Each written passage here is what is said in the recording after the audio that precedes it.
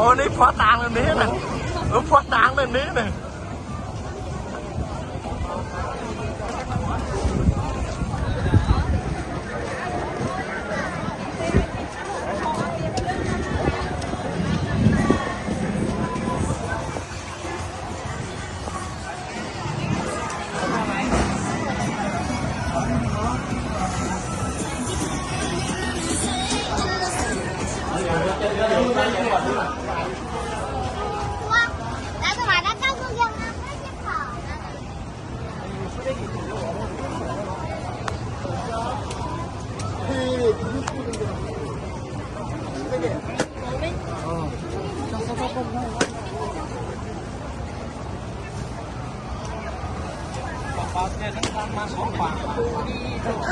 Bỏ đây trên này kêu nè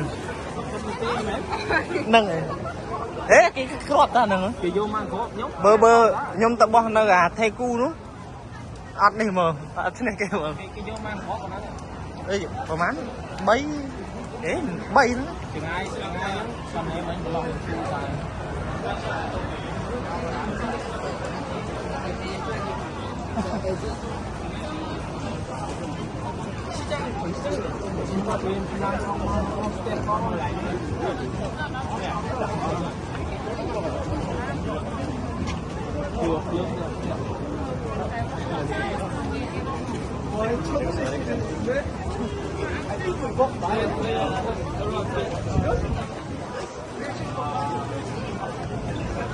sao tật bò ngắn